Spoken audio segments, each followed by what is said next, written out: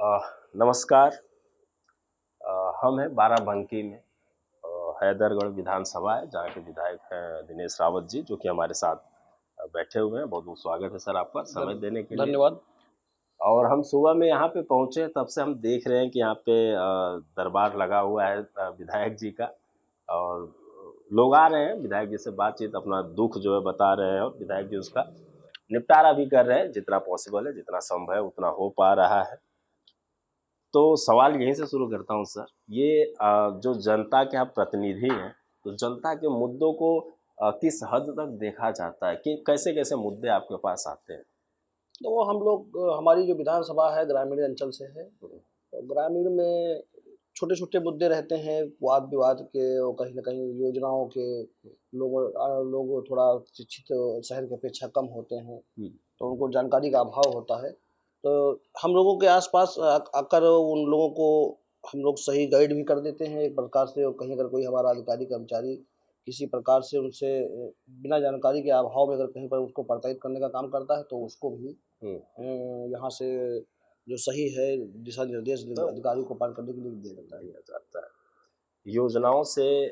आपने योजनाओं का जिक्र कर रहे हैं, क्या क्या योजनाएं लोगों को मिल रही है? मतलब डायरेक्ट सवाल मेरा ये है कि यहाँ की जनता की मूलभूत समस्याएं क्या है?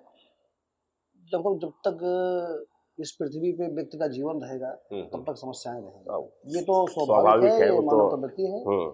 मगर जिस तरह से माननीय प्रधानमंत्री जी के नेतृत्व में पूरे देश में गरीब कल्याण के लिए जो योजनाएँ लाई गई, लाती तो पहले की भी सरकारें थी, और वो योजनाएँ नीचे तक धरातल तक आती नहीं थी। आती भी थी तो वो परसेंटेज हमारा कम रहता था, कहीं 10%, 15%, 20%। बाकी कहीं न कहीं भ्रष्टाचार में वो योजनाएँ लिप्त हो जाती थी, और अपने पराये और इधर-उधर की जुगाड़ के चक्कर में उन योजनाओं का लाभ जनता को नहीं मिल पाता था। मगर माननीय प्रधानमंत्री जी मोदी जी के नेतृत्व में जिस तरह से पूरे भारत में, मैं अपने क्षेत्र को देख रहा हूँ, और जब भी कई चुनाव में मैं भारत के दूसरे कोनों में भी गया, जहाँ चुनाव में प्रचार करने का अवसर मिला, वहाँ लोगों से संवाद करने का अवसर मिला। चाहे राजस्थान हो, चाहे गुजरात हो, देखा गया है कि गरीब आदमी जो है, वो योजनाओं का लाभ पा रहा है, और कहीं न कहीं उसका विश्वास जो है माननीय मोदी जी के प्रति और भारतीय जनता पार्टी के प्रति। और सबसे बड़ी बात है कि जो हमारी लोकतंत्र की व्यवस्था है, हमारी सरकार के प्रति हमारी जनता का एक टचअप हुआ है, एक लगाव हुआ है, विश्वास हुआ है। पहले वो विश्वास सरकार और जनता में नहीं दिखता था, आज विश्वास के साथ माननीय मोदी जी को और सरकार को लोग अपनी सरकार मानकर स्वीकार कर रहे हैं। सब लोकतंत्र की बात कर रहे हैं, चुनाव प्रचार में आप भी कई राज्यों में गए हैं। ग्राउंड रिपोर्टिंग के दौरान मैं भी बहुत सारे राज्यों में गया, बहुत सारे लोगों से बात किया। आप लोकतंत्र की बात कर रहे हैं, लोगों से बात करने के बाद लोग कह रहे हैं कि भारतीय जनता पार्टी लोकतंत्र की हत्या कर रही है। जिस तरह से भारतीय जनता पार्टी की सरकार में विगत 10 वर्षों में लोकतंत्र को मजबूती मिली है, वो कभी आपको दिखाई दी है? ये वही प्रदेश है जहाँ लोकतंत्र की पल-पल पे जो है हत्या होती थी। कहीं हमारे कर्फ्यू लगते थे, कहीं हमारे मुस्लिम भाइयों को, हिंदू भाइयों को आपस में बाँट कर मारा जाता था, कहीं घर जलाए जाते थे, कहीं बसें जलाई जाती थी।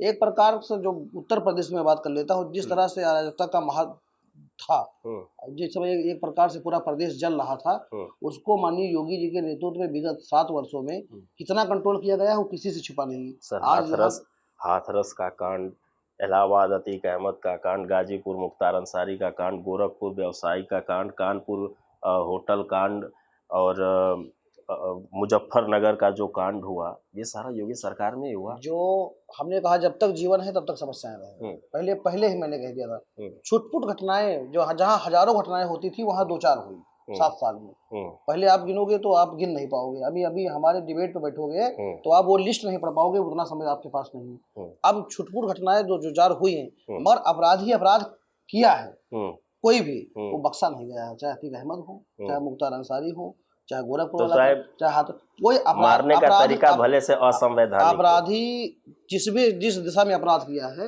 उसको उसी दिशा में सजा का प्रावधान उत्तर प्रदेश की सरकार में हुआ है। वो संवैधानिक तरीके से हट के थोड़ा असंवैधानिक तरीका भी कहा जा सकता है इसको। देखो, दानों के हिसाब से माननीय योगी जी कहते हैं निपटना पड़ेगा। पर सर अगर मानव होगा तो मानव के हिसाब से हम लोग लोकतंत्र की यही एक खूबसूरती है कि यहाँ पे आप अब संवैधानिक लोकतंत्र की शासन प्रशासन इसी कोर्ट लोकतंत्र का का फायदा उठाकर तमाम अत्याचार हमारे गरीबों पे, चाहे मुख्तार अंसारी, अतीक अहमद जैसे गुंडों ने एक एक क्षेत्र में, एक एक जिले में, एक एक माफियागिरी करने का, कब्जा करने का जो काम किया था, उसी लोकतंत्र की ताकत की बदौलत वो आज जेल भी गए। वो जो उनको सजा मिलनी थी सजा भी मिली। कहीं छुटपुट घटनाएं, क्योंकि जितना बड़ा पाकिस्तान है उतना बड़ा उत्तर प्रदेश है। 25 करोड़ आबादी वहाँ रहती है, 25 करोड़ वहाँ के, अगर वहाँ के आप विवेचना करोगे तो कितना अपराध हो रहा है। आज मस्जिदें सुरक्षित नहीं सर हम है, आज पाकिस्तान क्यों महिलाएं जा रहे हैं, हम आज देश महिलाएं में ही सुरक्षित देख नहीं सकते है। हैं। उतने बड़े प्रदेश में योगी जी के नेतृत्व में सरकार 2-4 घटनाएं छुटपुट 7 साल का काल में हुई है। और यहाँ वो कोई भी, आप पहले हेडिंग देखते थे, पेपर पढ़ते थे, घटनाओं से भरा रहता था। मगर आज पेपर की हेडिंगें आती हैं कि यहाँ एक्सप्रेसवे बन रहा है, यहाँ हाईवे बन रहा है, यहाँ एयरपोर्ट बन रहा, यहाँ इंडस्ट्रियल एरिया लग रहा। उस जो माफियागिरी वाला जो पेपर हुआ करता था, जो भ्रष्टाचार लिखता था, आप लोग पत्रकार हो जो न्यूज दिखाया करते थे, यहाँ ये दंगा हुआ, वो दंगा, आज आपको पहली बार आज़ादी के बाद ये दिखाने को उत्तर प्रदेश में मिल रहा है कि ये इंडस्ट्री यहाँ लग रही है, ये उद्योग यहाँ लग रहा है, ये एक्सप्रेसवे बन रहा है, राम मंदिर बन रहा है, काशी विश्वनाथ सज रहा है। आज विकास की बात हो रही है। पहले विकास की बात उत्तर प्रदेश में नहीं होती थी, ज्वलंत मुद्दों पे ही आप लोग खबर चलाया करते थे। चलिए, विकास के मुद्दों पे सर बात होगी तो थोड़ा लंबा खींच जाएगा, पर फिर भी मैं शॉर्ट में बोल देता हूँ। बुंदेलखंड, वहाँ पे इंडस्ट्री का वादा हुआ था, जिसे योगी सरकार वोट मिला योगी सरकार को, पर वहाँ पे अभी इंडस्ट्री नहीं लगी। आपके बाराबंकी में ही कोई शुगर मिल है जो अभी तक बंद चल रही है। आपके बाराबंकी में ही ये कहा गया था कि रायबरेली में ये पिपरामेंट की खेती ज़्यादा होती है, सबसे ज़्यादा मात्रा में यहाँ पे होती है, जिसका उद्योग रायबरेली में लगाया जाएगा। अभी तक नहीं लगा। सरकार दोनों डबल इंजन की सरकार है, मोदी और योगी जी की। ये भी, जबकि ये 5 साल पुराना वादा है जो मैं आपको बता रहा हूँ। तो इस तरीके से अगर वादे किए जाएंगे तो, और इस तरीके से अगर काम पूरे किए जाएंगे तो बहुत सारी चीज़ें हैं। अब मेरा सवाल एक आपसे ये है कि बाराबंकी में अफीम और पिपरामेंट की खेती जो है मुख्य स्रोत हैं आय के, यहाँ के जो इकोनॉमी के स्रोत हैं जिले के, ये है। सर, ये कहा गया था कि जो पिपरामेंट की खेती है इसके लिए एक बाजार खोला जाएगा, तो अभी उसमें वो बात कहाँ तक पहुँची है? देखो, ये पिपरामेंट का जो मेंथा का काम है, अंतर्राष्ट्रीय या राष्ट्रीय लेवल के रेट निर्धारित होता है। हमारे बाराबंकी जनपद में कभी ये तेल जो है, जैसे कभी बाजार में बिकता है, कभी 1500 में बिक जाता है।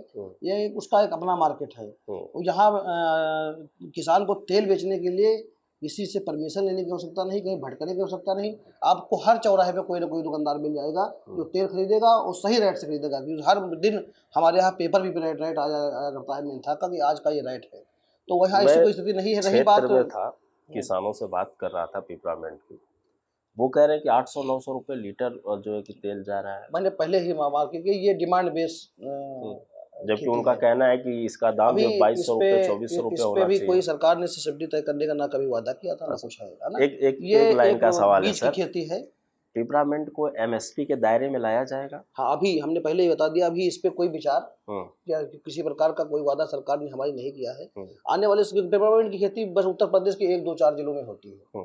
तो जो एमएसपी वाली जो फसल थी, जो फसलें एमएसपी में नहीं हुआ करती थी, उनको भी हमारी सरकार ने लाने का काम किया है।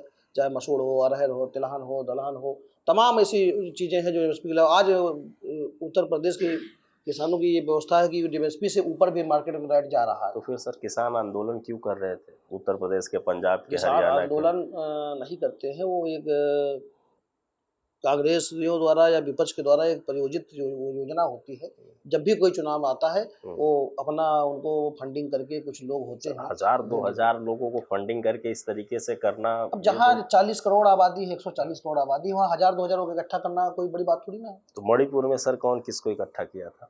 हमने पहले ही बताया, 1-2 घटनाएं हो सकती हैं। हम ये नहीं कहते कि अपराध खत्म हो गया है, पर अपराध तो उस युग में हुआ था जब भगवान श्री राम और रावण हुआ करता था। मगर भगवान श्री राम ने रावण को सजा देने का काम किया था। अपराध इस युग में होगा, मगर उसको योगी और मोदी जी की सरकार जो है सजा देने का काम करेगी। जो छात्र हैं, युवा नौजवान हैं, उनके मुद्दों पे आ जाते हैं। लोग कह रहे हैं कि नौकरी नहीं है, रोजगार नहीं है, बेरोजगारी का आलम है, पेपर हो रहे हैं तो लीक हो जा रहे हैं। जब हमारी सरकार बनी थी तो उत्तर प्रदेश का बजट सरकार का आपने देखा होगा, मात्र 2,03,46,000 करोड़ रुपए के आसपास ही था। आज हमारी सरकार ने भी बजट पेश किया है, उत्तर प्रदेश का बजट 7,36,000 करोड़ रुपया हो गया है। ये छोटी बात नहीं है। दूना से 5 साल 7 साल में हम आज़ादी के 70 साल बाद हम कहाँ टिके हुए थे, वो आज़ादी के 7 साल की सरकार में हम कहाँ पहुँच गए। ये वो प्रदेश था जहाँ कोई भी एक भी व्यापारी इंडस्ट्री लगाने को तैयार नहीं था। तो यहाँ तक उत्तर प्रदेश में एक ही इंडस्ट्रियल एरिया हमारा कानपुर हुआ करता था, उसको भी इन बसपाइयों ने और कांग्रेसियों ने और सपाइयों ने खत्म करने का काम किया। आप वहाँ जाओगे तो वो दीवारें जो पुरानी हैं वही खुई गिर रही है, वहाँ भी कोई करने का काम नहीं किया। मगर आज सौभाग्य का विषय है कि उत्तर प्रदेश में माननीय योगी जी के नेतृत्व में 35 लाख ग्लोबल इन्वेस्टर अभी समिट हुई थी, 35 लाख का इन्वेस्टमेंट आया है। इस बाराबंकी जनपद की मैं बात कर लेता हूँ, जहाँ बैठा हुआ हूँ। हमारे क्षेत्र में एक औद्योगिक पार्क की मंजूरी हो गई है। हम लोगों ने लमसम 250 एकड़ जमीन एक्वायर कर ली है। अभी जब उद्योग फूड पार्क लगेगा तो लगभग 5,000 लोग रोजगार पाएंगे। और यहीं से आप 10 मीटर आगे चले जाइए सिद्धौर के आगे सुसवाई के पास में, वहाँ भी एक औद्योगिक पार्क हो गया, वहाँ भी 700 एकड़ के आसपास जमीन एक्वायर हो गई है। कोई भी चीज आप अभी अब आपको मैं छोटी सी बात करता हूँ कि आपको अपना घर बनाने के लिए पैसा दे दिया जाए, 5 लाख रुपए दे दिया जाए, आपको ये आप जितना भी कह दिया जाए, हम कहते हैं कि आप अपने घर की रंगाई पुताई बनाकर उसको 2 महीने 3 महीने 5 महीने में नहीं तैयार कर पाओगे। तो इतने बड़े प्रदेश को किसी चीज़ को डेवलप करने के लिए समय चाहिए, और वो समय निरंतर हमारी जनता हमको दे रही है, उसी के आधार पर डेवलप हो रहा। आज उत्तर प्रदेश में 1 एक्सप्रेसवे था, 7 एक्सप्रेसवे वाला देश हुआ।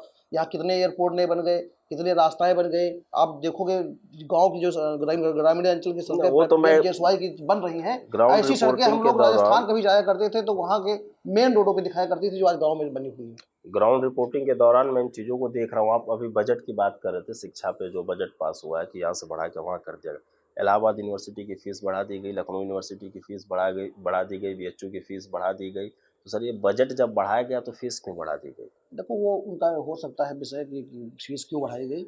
रही बात प्रक्रिया, पहले हमारा जब आज की 20 साल पहले जाओगे तो 3 रुपये में हमारा गेहूँ बिकता था, आज 24 रुपये 25 रुपये बिक रहा है। पहले जो सरसों हमारी 5 रुपये 3 रुपये में बिक रही थी, वो आज 60-65 रुपये बिक रही है। ये देखो, जब जो कोई भी देश ग्रोथ करेगा, कोई भी देश ग्रोथ करेगा तो महंगाई आएगी। ये इकोनॉमी का फंडा है। बाकी रही बात सब्सिडी की, तो हम जो गरीब आबादी जिसको उसका लाभ मिलना चाहिए, उसके लिए हमारे पास स्कॉलरशिप की व्यवस्था है। उसके लिए आदमी ना जाता है, नाम लिखाता है, पूरा का पूरा पैसा स्कॉलर के रूप में हमारी सरकार वापस। बहुत सारे लोग कह रहे हैं कि स्कॉलरशिप भी नहीं आ रही है। जितनी स्कॉलरशिप का आंकड़ा आप निकाल के देखोगे, जितनी स्कॉलरशिप इस सरकार में वापस आ रही है, पहले कभी इसका बजट इतना नहीं हुआ करता था। चलिए सर, 2 सवाल और। जो मेन मुद्दा था छात्रों का नौकरी का, विधानसभा में इसकी बात उठती है, सरकारी नौकरी की बात, बच्चों को नौकरी मिल, अग्निवीर योजना 4 साल के लिए कर दी गई, जो कि क्योंकि देहात के जो भी बच्चे हैं, देहात के जो भी लोग हैं, वो ज़्यादा से ज़्यादा पुलिस में और आर्मी में जाने की तैयारी करते हैं, लेकिन अग्निवीर योजना लाके उसको 4 साल कर दिया गया, जिसमें अग्निवीर योजना में किसी को प्रतिबद्ध नहीं किया गया। पहले आप लोग ही कहते थे, मीडिया ही कहती थी कि वहाँ का युवा ताश खेल रहा, जुआ खेल रहा, ऐसे घूम रहा, उधर घूम रहा, गुटखा खा रहा, पान खा रहा। अगर उस उम्र में वो गुटखा पान खा रहा था तो उसका दोषी कौन था? कांग्रेस ही थी ना, सपा ही थी ना, बसपा ही थी। अगर मेरा बेटा आज जो है, अगर एक ऐसी योजना माननीय मोदी जी के, माननीय योगी जी के नेतृत्व में और माननीय केंद्र के नेतृत्व में आई है, जिससे अग्निवीर में लोग जाएंगे और अपने राष्ट्र भावना के साथ जुड़ेंगे। तो वो जिसका इंटरेस्ट पहले नहीं था, जिसका इंटरेस्ट है उसको जाने के लिए कहेगा, जिसका इंटरेस्ट नहीं वो अपना काम करे, यहाँ पढ़े लिखे, दुकान खोले, नौकरी करे। मेरा सवाल ये है कि पहले जो आर्मी की भर्ती होती थी वो 20 साल के लिए होती थी, अब 4 साल के लिए कर दी गई है। अगर 4 साल के बाद युवा रिटायर्ड हो जाएगा तो फिर वो कहाँ जाएगा? आप अभी जाओगे दूसरे देशों में, तमाम ऐसे देश हैं जैसे इजराइल है और तमाम ऐसे देश हैं जहाँ अपने देश में अग्निवीर की हमको दुनिया से टक्कर लेना है, हमको देश से टक्कर नहीं लेना है। हमको दुनिया के उन सर, अपने देश में कोई भूखा मर जाए और देश दुनिया से टक्कर, भूखा कोई नहीं मर रहा। मोदी जी की सरकार में एक भी महामारी का केस आप ला के दिखा दीजिए, बताइए, भूखा नहीं मर रहा। अब हमको अमेरिका से टक्कर लेना है, हमको जापान से टक्कर लेना है, हमको चाइना से टक्कर लेना है। उनसे टक्कर ही नहीं लेना, उनसे आगे जाना है। तो उनसे एक सर, आप चाइना से, जापान से टक्कर लेंगे, उनसे टक्कर हम किन मुद्दों पे लेंगे? क्या ये कह लेंगे कि जिनके 6 बच्चे हैं, संसाधनों पर अधिकार उनका है? जो पहले मोबाइल लिए हैं, पहले इसका कवर पूरी इंडिया में नहीं बनता था, आज मोबाइल तक इंडिया में बन रहा है। इन्हीं मुद्दों को लेकर हम दुनिया में जाएंगे। कल हमने एक हमारा दोस्त सऊदी से मोबाइल आया था उसका, और वहां का जब मैंने वो मोबाइल देखा तो अचंभित रह गया। मैं पहले इंडिया में पहले मोबाइल कोई लेता था तो उसमें लिखा होता था made in China, made in Japan, मगर जब वो सऊदी से मोबाइल लेके आया, उसमें मैंने डिब्बा खोला तो उसके चार्जर पे, उसके कवर पे लिखा था, उसके अंदर वाले जो पर्ची लगी थी उसमें मेड इन इंडिया लिखा हुआ था। इससे बड़ी बात, इससे ज्यादा विकास की बात अब क्या इतना तेज हमारा देश ग्रोथ कर रहा है। आज पहले हम दुनिया से जो चीजें ले रहे थे, आज पूरे हम दुनिया को दे रहे हैं। तो सर बेरोजगारी का आलम कैसे है इतना? बेरोजगारी पहले की अपेक्षा कम हुई, हम नहीं कहते खत्म हुई, कम हुई।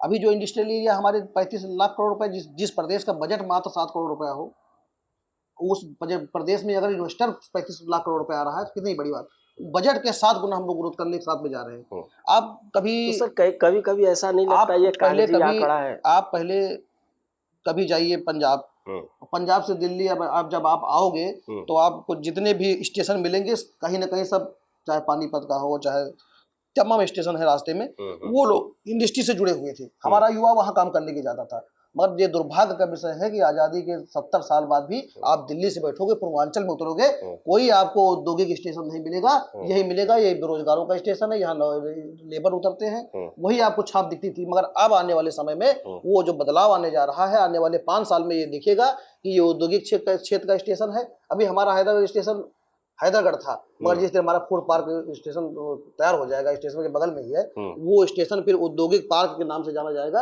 यहाँ लोग पूरे देश और पूरी दुनिया से लोग यहाँ रोजगार करने के लिए आएंगे, तब यहाँ विकास शुरू होगा। समय लगेगा, प्रोसेस है। बहुत बहुत धन्यवाद सर, आपने हमसे बात की।